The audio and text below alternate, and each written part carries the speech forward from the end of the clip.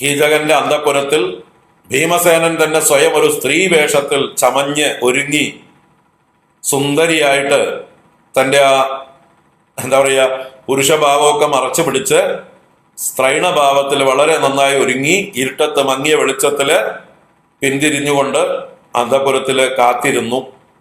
നല്ല സുഗന്ധദ്രവ്യങ്ങളൊക്കെ പൂശിക്കൊണ്ട് ചമഞ്ഞിരുന്നു. പൂവൊക്കെ ചൂടി തലയൊക്കെ പിന്നിട്ട് സുന്ദരിയായിട്ട് വസ്ത്രമൊക്കെ ധരിച്ചിരുന്നു. ആ സമയത്താണ് കീചകൻ വന്ന് ഈ ദ്രൗപദിയാണ് എന്ന് വിചാരിച്ചുകൊണ്ട് മങ്ങിയ വെളിച്ചത്തിൽ ദ്രൗപദിയെ പ്രാപിക്കാൻ വേണ്ടി വന്നതായിട്ടുള്ള സമയത്ത് ഭീമസേനനുമായിട്ടുണ്ടായ മല്ലയുദ്ധം. ആ യുദ്ധത്തിൽ പിന്നെ കീചകൻ വളരെ ശക്തനാണ്. പക്ഷെ പറഞ്ഞിട്ട് കാര്യമില്ല, ഭീമസേനന്റെ മുമ്പില് കീചകന് പിടിച്ചു നിൽക്കാൻ പറ്റില്ല. ബാക്കി ആരെ ജയിച്ചിട്ടുണ്ടെങ്കിലും അദ്ദേഹത്തിന് ഭീമസേനനെ മാത്രം ജയിക്കാൻ കഴിയില്ല. അപ്പൊ ആ കീചകനെ ഭീമസേനൻ വകവരുത്തുന്നതായിട്ടുള്ള രാത്രിയാണ് അന്നത്തെ രാത്രി. അങ്ങനെ ഭീമസേനന്റെ കൈകൊണ്ട് മല്ലയുദ്ധത്തിൽ കീചകൻ വധിക്കപ്പെടുകയാണ്. അതാരും അറിയാത്ത പോലെ ഭീമസേനൻ രക്ഷപ്പെടുകയും ചെയ്തു. എന്നാൽ ചത്തുകിടക്കുന്ന കീചകനെ ഇവര് വിരാട രാജാവും സുദേഷ്ണയും ഒക്കെ കാരണം അന്വേഷിക്കുന്നുണ്ട്. ആരാണ് അതിന്റെ പുറകില്? ഈ സുന്ദരിയായിട്ടുള്ള സൈരന്ധ്രി എന്തായാലും കീചകനെ കൊല്ലാൻ കഴിയില്ല. വേറെ ആരോ ഇതിൽ ഇടപെട്ടിട്ടുണ്ട്, ഏതോ രാക്ഷസന്മാരുടെ പ്രവൃത്തിയുണ്ട് ഇവിടെ എന്നുള്ള രീതിയിൽ അവർ ചിന്തിക്കുന്നുണ്ട്. അത് നാട് മുഴുവൻ പാട്ടാവുന്നു. അങ്ങനെയാണ് ഈ ഒരു പഴഞ്ചൊല്ലുണ്ടായത്, ചത്തത് കീചകൻ എങ്കിൽ കൊന്നത് ഭീമൻ തന്നെ. തീർച്ചയായിട്ടും ഭീമസേനൻ ആയിരിക്കും കീചകനെ കൊന്നത് എന്ന് നമ്മുടെ കൗരവന്മാരൊക്കെ ഊഹിക്കുന്നത്. കുരുദേശത്ത് ഹസ്തിനപുരത്തിലും ഈ ന്യൂസ് എത്തി, വിരാട രാജധാനിയിൽ ശക്തനായിട്ടുള്ള കീചകൻ കൊല്ലപ്പെട്ടിരിക്കുന്നു എന്നുള്ള വർത്തമാനം എല്ലായിടത്തും പരന്നതായിട്ടുള്ള സമയത്താണ് കൗരവന്മാർ അറിയുന്നത്. അങ്ങനെ കൗരവന്മാരാണ് ഈ ചൊല്ലുണ്ടാക്കിയത്. കീചകനാണ് മരിച്ചതെങ്കിൽ തീർച്ചയായിട്ടും ഇവര് പാണ്ഡവന്മാർ അവിടെയുണ്ട്, വിരാട രാജധാനിയിലുണ്ട്, അവരെ തെരഞ്ഞു പുകച്ച് പുറത്ത് ചാടിക്കാനുള്ള ശ്രമങ്ങളായിരുന്നു ഇവർ ഇത്രയും കാലം. ഈ ഒരു വർഷം മുഴുവൻ ദുര്യോധനൻ തിരയുകയായിരുന്നു എവിടെയാണ് ഇവരെ പുറത്ത് ചാടിച്ചാൽ ഇനിയും 12 വർഷം വനവാസം അവരെ അയക്കാം എന്ന് വിചാരിച്ചുകൊണ്ട് തെരഞ്ഞു നടക്കുകയാണ്. അപ്പോഴാണ് ഈ കീചകവധത്തെ കുറിച്ച് കേൾക്കുന്നതും അത് മരിച്ചത് കീചകനാണെങ്കിൽ തീർച്ചയായിട്ടും ഭീമന്റെ കൈകൊണ്ട് തന്നെ ആയിരിക്കണം എന്നവർ ഊഹിക്കുന്നത്. അങ്ങനെ ഇവരെ പുറത്തു ചാടിക്കാൻ വേണ്ടി കൗരവ സൈന്യം വേറൊരു പ്ലാൻ ചെയ്യാണ്. എന്നാൽ വിരാട രാജധാനിയിൽ പാണ്ഡവരുണ്ടെങ്കിൽ തീർച്ചയായിട്ടും വിരാട രാജാവിന് ഒരു ആപത്ത് വരുമ്പോൾ അവർ ഒതുങ്ങിയിരിക്കില്ല. അവരവരുടെ തനി നിറം കാണിക്കും, അവർ ക്ഷത്രിയന്മാരുടെ സ്വഭാവം കാണിക്കും, അവരവരുടെ ശക്തി പ്രകടിപ്പിക്കും, അവർ പുറത്തേക്ക് വരും. അതുകൊണ്ട് ആ വിരാട രാജധാനിയെ നമുക്ക് ഒരു ബുദ്ധിമുട്ടിലാക്കാം. അതിനുവേണ്ടി ഒരു യുദ്ധത്തിനുള്ള ഒരു സാഹചര്യം ഉണ്ടാക്കാം. അതിനുവേണ്ടി എന്ത് ചെയ്യാം? ഇവരുടെ പശുക്കളെ അപഹരിച്ചു കൊണ്ടുപോകാം.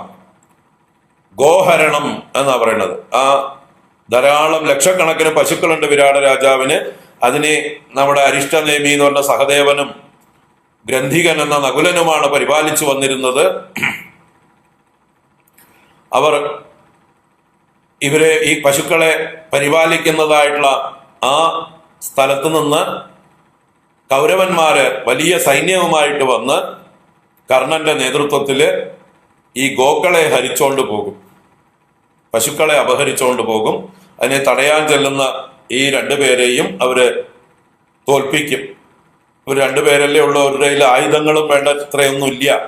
അങ്ങനെയുള്ള സന്ദർഭത്തിൽ അവരെ തോൽപ്പിച്ചുകൊണ്ട് പശുക്കളെയും അപഹരിച്ചുകൊണ്ട്, കുതിരകള് പശുക്കള് മുതലായതിനെല്ലാം അപഹരിച്ചുകൊണ്ട് കട്ടുകൊണ്ടുപോകും കർണന്റെ നേതൃത്വത്തിൽ ദുര്യോധനും ദുശാസനും ബാക്കി കൗരവ സൈന്യവുമായിട്ട്. അങ്ങനെ ഈ നകുല സഹദേവന്മാര് രാജധാനിയിൽ വന്ന് അവരുടെ ദുഃഖം അവതരിപ്പിക്കുന്നു. വിരാട രാജാവിൻ്റെ അടുത്ത് അറിയിക്കുന്നു, ഇങ്ങനെ ഗോക്കളെ കൗരവന്മാർ വന്ന് അപഹരിച്ചോണ്ട് പോയി, ഞങ്ങൾക്ക് വീണ്ടെടുക്കാൻ പറ്റിയില്ല, അവർ ശക്തന്മാരായിരുന്നു, വലിയൊരു സൈന്യവുമായിട്ടാണ് വന്നത്, എന്താ ഞങ്ങൾ ചെയ്യേണ്ടത്, എന്താ നമ്മൾ ചെയ്യേണ്ടത് എന്നിങ്ങനെ വന്ന് അറിയിച്ചു. അപ്പൊ ഇതിന് പ്രതികാരം ചെയ്യാനും ഈ പശുക്കളെ വീണ്ടെടുക്കാനുമായിട്ട് ആരാണ് പോകുക യുദ്ധത്തിനായിക്കൊണ്ട്, കൗരവന്മാരോട് യുദ്ധത്തിന് ആര് പോകും എന്നുള്ള ചർച്ച വന്നപ്പോ വിരാട രാജാവിന്റെ പുത്രനായിട്ടുള്ള ഉത്തരൻ പറഞ്ഞു, ഞാൻ മതി. അദ്ദേഹത്തിന് ഒരു അമിത ആത്മവിശ്വാസമുണ്ട്, കുറച്ച് പൊങ്ങച്ചമുണ്ട്. അപ്പൊ കൗരവന്മാരെ തോൽപ്പിച്ച് ആ ഗോക്കളെ തിരിച്ചു കൊണ്ടുവരാൻ ഞാൻ മതി, എനിക്ക് നല്ലൊരു സാരഥിയെ കിട്ടിയാൽ മതി, ഒരു ഉത്തമനായിട്ടുള്ളൊരു തേരാളി എനിക്ക് കൂടെ ഉണ്ടെങ്കിൽ ഞാൻ പോയിട്ട് എല്ലാം വീണ്ടെടുത്ത് വരാം എന്ന് പ്രഖ്യാപിച്ചു സദസ്സില്. അപ്പൊ സദസ്സില് ഇവർക്കും ചെറിയ സ്ഥാനങ്ങളുണ്ട്, ഇവരുടെ കഴിവുകൾ പ്രകടിപ്പിച്ചത് കൊണ്ട് അംഗീകാരം കൊടുത്തിട്ടുണ്ട്. അതുകൊണ്ട് ഇവർക്കും അഭിപ്രായമൊക്കെ പറയാം, പാണ്ഡവന്മാർക്കും. അപ്പോഴാണ് നമ്മുടെ ബൃഹന്നള എന്ന് പറയുന്ന നപുംസക രൂപത്തിലിരിക്കുന്ന അർജുനൻ, കുട്ടികളെ നൃത്തം പഠിപ്പിച്ചിരുന്നതായിട്ടുള്ള അർജുനൻ പറഞ്ഞു, ഞാൻ നല്ലൊരു സാരഥിയാണ്, എനിക്ക് സാരഥ്യത്തിൽ നല്ല സാമർഥ്യമുണ്ട്, ഞാൻ വരാം. ഉത്തര രാജകുമാരൻ ഒരുങ്ങിക്കോളൂ, ഞാൻ രഥമൊരുക്കിയിട്ട് കൊണ്ടുപോകാം, ഞാനും വരാം, കൂട്ടത്തില് നമുക്ക് പോയി ആ കൗരവരിൽ നിന്ന് പശുക്കളെ തിരിച്ചു കൊണ്ടുവരാം, വീണ്ടെടുത്ത് കൊണ്ടുവരാം, പുറപ്പെട്ടോളൂ എന്ന് പറഞ്ഞു. അപ്പൊ നല്ല വീരവാദങ്ങളോടുകൂടെ ഉത്തര രാജകുമാരൻ ആയുധങ്ങളൊക്കെ ധരിച്ച് വലിയ രഥത്തിൽ കയറി. ആ രഥം നമ്മുടെ ബൃഹന്നളയാണ് നയിക്കുന്നത് സാരഥിയായിട്ട്. അങ്ങനെ ബൃഹന്നളയുടെ സാരഥ്യത്തിൽ ഉത്തര രാജകുമാരൻ പുറപ്പെട്ടു പോവുകയാണ്. ആ പോകുന്ന വഴിയില് നമ്മുടെ അർജുനൻ ബൃഹന്നള തേരൊന്ന് വഴി തിരിക്കും, ആ ശമീക വൃക്ഷത്തിന്റെ അടുത്തുകൂടെ പോകും.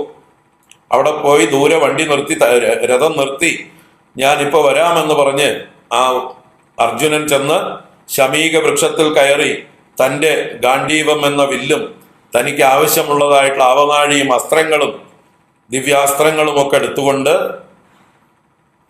ഒരുങ്ങി വന്നു ബൃഹന്നള. അദ്ദേഹം ഉത്തരനോട് പറഞ്ഞു, ഇത് ആ പാണ്ഡവന്മാർ അജ്ഞാതവാസ കാലത്ത് ഒളിപ്പിച്ചു വെച്ചിട്ടുള്ള ആയുധങ്ങളാണ്, നമുക്ക് വേണ്ടി വന്നാൽ ഉപയോഗിക്കാം, അതിനു വേണ്ടിയിട്ടാണ് എന്ന് പറഞ്ഞ്, താനൊരു പാണ്ഡവനൊന്നുമല്ല, തനിക്ക് അറിയില്ല, ഇവിടെ എങ്ങനെ രഹസ്യമായിട്ട് ഇവർ വെച്ചിട്ടുണ്ട് എന്ന് ഞാൻ മനസ്സിലാക്കിയിട്ടുണ്ട്, അതാണ്, അപ്പൊ വേണ്ടി വന്നാൽ നമുക്ക് ഉപയോഗിക്കാമെന്നുള്ള മട്ടില് ഒരു നുണയും പറഞ്ഞ് ആ ആയുധങ്ങളും രഥത്തിൽ വെച്ചു. എന്നിട്ടാണ് പോക്ക്. അങ്ങനെ ബൃഹന്നളയും ഉത്തര രാജകുമാരനുമായിട്ട് ആ കൗരവ പട ഈ പശുക്കളെയും കുതിരകളെയും ബന്ദികളാക്കി ഒരു ഭാഗത്ത് വെച്ചിട്ടുണ്ട്. അവിടേക്ക് ചെന്ന് ആക്രമിക്കാനായിക്കൊണ്ട് പോവുകയാണ്. അപ്പൊ ദൂരത്തു നിന്ന് തന്നെ ഈ കൗരവ സൈന്യത്തെ അർജുനൻ എന്താ പറയാ ഉത്തര രാജകുമാരൻ കണ്ടു. ദുര്യോധനനും ദുശാസനനും കർണനും അതുപോലെ ഭീഷ്മരും ദ്രോണരും എല്ലാവരും ഉണ്ട് അവിടെ. എല്ലാവരും ഒരുങ്ങി വന്നിട്ടുണ്ട്. വിരാട രാജാക്കന്മാർ ആക്രമിച്ചാൽ തിരിച്ചടിക്കാനായിക്കൊണ്ട് തയ്യാറായിക്കൊണ്ട് വലിയൊരു സൈന്യം തന്നെയുണ്ട്. അപ്പൊ ഇത്രയും വലിയ സൈന്യത്തെ കണ്ട് നമ്മുടെ ഉത്തര രാജകുമാരന് കയ്യും കാലും വിറയ്ക്കാൻ തുടങ്ങി. അദ്ദേഹത്തിന് ആ തേരിൽ നിൽക്കാൻ പോലും വയ്യ. അദ്ദേഹം അർജുനനോട് ഭയപ്പെട്ടുകൊണ്ട് പറഞ്ഞു, നമുക്ക് പോകാം, പശുക്കളെയൊന്നും വേണ്ട, എനിക്കാവില്ല, ഞാൻ ഇത്രയും വലിയ സൈന്യത്തോട് എതിരിടാനുള്ള ശക്തി എനിക്കില്ല എന്ന് പറഞ്ഞുകൊണ്ട് സ്വയം പിന്തിരിഞ്ഞ് രഥത്തിൽ നിന്ന് ഇറങ്ങി ഓടാൻ തയ്യാറാവുകയാണ്. നമ്മുടെ അർജുനൻ പലതും പറഞ്ഞു നോക്കി. പക്ഷെ ശരിക്കുള്ള നപുംസകം ആരാണെന്ന് ഉത്തര രാജകുമാരൻ തെളിയിച്ചു. ആരാണ് നപുംസകം, ആരാണ് പുരുഷൻ? അപ്പൊ നപുംസകത്തെ പോലെ പെരുമാറിയ ആ ഹൃദയ ദൗർബല്യത്തോടുകൂടിയ ഉത്തര രാജകുമാരൻ രഥത്തിൽ നിന്ന് ഇറങ്ങി ഓടാൻ നിന്നപ്പോ അർജുനൻ ബലാത്കാരേണ അദ്ദേഹത്തെ പിടിച്ച് സാരഥിയുടെ സീറ്റിൽ ഇരുത്തിക്കൊണ്ട് പറഞ്ഞു, മര്യാദയ്ക്ക് ഇവിടെ ഇരുന്നു കൊണ്ട് രഥം നയിച്ചോളണം, യുദ്ധം ഞാൻ നോക്കിക്കോളാം എന്ന് പറഞ്ഞുകൊണ്ട് സ്വയം താൻ എടുത്തുകൊണ്ടുവന്നിട്ടുള്ള ആയുധങ്ങളുമായിട്ട് യുദ്ധത്തിന് ഞാൻ വലിച്ചു കെട്ടി ഞാൻ ഒലി മുഴക്കിക്കൊണ്ട് ആ ബൃഹന്നള എന്ന നപുംസക രൂപത്തിൽ തന്നെ ഏകനായ അർജുനൻ ഈ കൗരവന്മാരോട് യുദ്ധത്തിന് തയ്യാറാവുന്നത്. അപ്പൊ അർജുനനിലെ പൗരുഷത്തെ എത്ര മറച്ചാലും, എന്ത് ശാപം കൊണ്ട് മറച്ചാലും മറയ്ക്കാൻ പറ്റാത്ത പുരുഷോത്തമനാണ് അദ്ദേഹം, ക്ഷത്രിയോത്തമനാണ് അദ്ദേഹം എന്ന് വിളിച്ചു പറയുന്നതായിട്ടുള്ളൊരു രംഗമാണത്. ഉത്തര രാജകുമാരൻ വീരവാദം പറഞ്ഞത് മാത്രമേ ഉള്ളൂ, ശരിക്കുള്ള നപുംസകം അയാളാണെന്ന് അയാൾ തെളിയിക്കുകയും ചെയ്തു. അങ്ങനെ നപുംസകമായിരിക്കുമ്പോൾ പോലും പൗരുഷത്തിന്റെ പ്രതിരൂപമായ, ക്ഷത്രിയത്വത്തിന്റെ പ്രതിരൂപമായ ആ അർജുനൻ ഏകനായി കൗരവന്മാരോട് യുദ്ധം ചെയ്യുന്ന രംഗമാണ്. പിന്നെ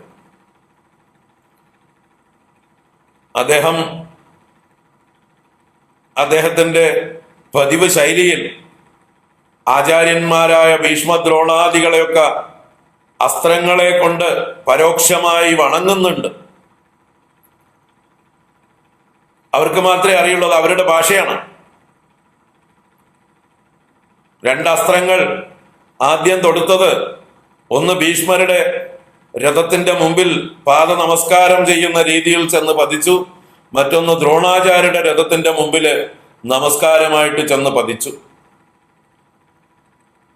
അവർക്ക് രണ്ടാൾക്കും കാര്യം പിടികിട്ടി. ശിഷ്യനാണ്, അർജുനനാണ്, തീർച്ച വേറൊരാളും ഇതുപോലെ പ്രയോഗിക്കില്ല. അവന്റെ ധർമ്മം അവൻ ചെയ്തു, നമ്മളെ വണങ്ങി, നമ്മളെ ബഹുമാനിച്ചു, നമ്മളുടെ അനുഗ്രഹം തേടുകയാണ്, തീർച്ചയായിട്ടും അനുഗ്രഹിക്കണം എന്ന് ആ ഭീഷ്മരും ദ്രോണരും മനസ്സാ അർജുനനെ അനുഗ്രഹിച്ചു കഴിഞ്ഞു. പിന്നീടാണ് അർജുനന്റെ യുദ്ധം. കർണനും ദുശാസനനും ദുര്യോധനനും ഒക്കെ ആയിട്ടുള്ള അർജുനന്റെ ഘോരമായിട്ടുള്ള യുദ്ധം. ഒപ്പത്തിനൊപ്പം എല്ലാവരോടും ഒറ്റയ്ക്ക് പൊരുതുന്ന വില്ലാളി വീരനായ ലോകൈക ധനുർധരനായ അർജുനന്റെ ആ ഒരു യുദ്ധപാടവം കുറച്ചു നേരമൊക്കെ പ്രകടിപ്പിച്ചതിന് ശേഷം പിന്നെ അദ്ദേഹം സമ്മോഹനാസ്ത്രം എന്നുള്ളൊരു അസ്ത്രം പ്രയോഗിക്കുകയാണ്. സമ്മോഹനാസ്ത്രം എന്ന അസ്ത്രം കൊണ്ട് കൗരവരെ മുഴുവൻ അദ്ദേഹം മോഹാത്സ്യപ്പെടുത്തുന്നു. കൗരവന്മാർ മുഴുവൻ മയങ്ങി മോഹാത്സ്യപ്പെട്ട് വീഴുകയാണ്. ഭീഷ്മരും ദ്രോണരും അടക്കം. ഭീഷ്മർ, ദ്രോണർ, കർണർ, ദുര്യോധനൻ, ദുശാസനൻ മുതലായി എല്ലാ സൈന്യവും മോഹിതരായി തീർന്നു. എല്ലാവരും മോഹാത്സ്യം പ്രാപിച്ചു. അങ്ങനെ എല്ലാവരെയും ഒരു സമ്മോഹനാസ്ത്രം കൊണ്ട് ബന്ധിച്ച് അവശരാക്കിയ ശേഷം ഈ ബൃഹന്നള എന്ന പേരിലുള്ള അർജുനൻ ഈ ഗോക്കളെയും അപഹരിച്ചുകൊണ്ട് തിരിച്ച് മടങ്ങുകയാണ് വിരാട രാജധാനിയിലേക്ക്. തിരിച്ചു പോകുമ്പോ അർജുനൻ വീണ്ടും സാരഥ്യം ഏറ്റെടുത്തു. ഉത്തര രാജകുമാരനെ എന്താ പറയാ, ആ യോദ്ധാവിന്റെ പദവിയിലേക്ക് തിരിച്ചുമിരുത്തി.